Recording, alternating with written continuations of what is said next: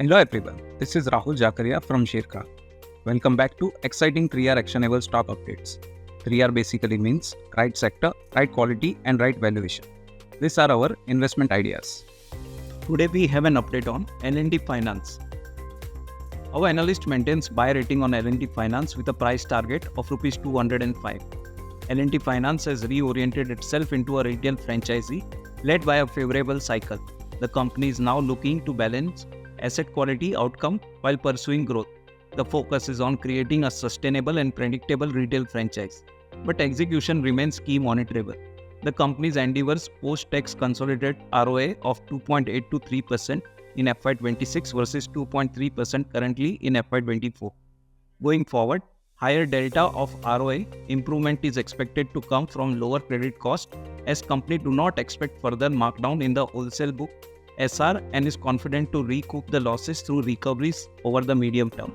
At the current market price, the stock currently trades at 1.6 times its FY25 and 1.4 times its FY26 adjusted book value estimates.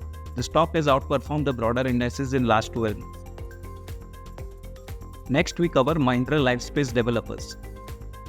Our analyst retains a buy rating on stock with an unchanged price target of Rs 785, considering strong scalability in its business over the next 4 to 5 years, well supported by a realty upcycle.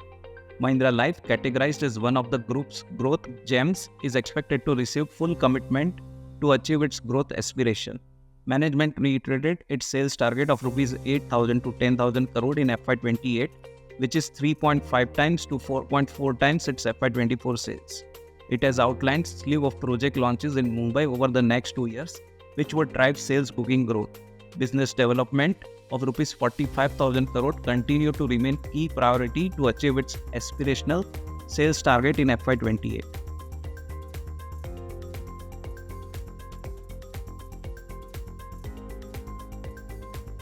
Investment in securities market are subject to market risks. Read all the related documents carefully before investing.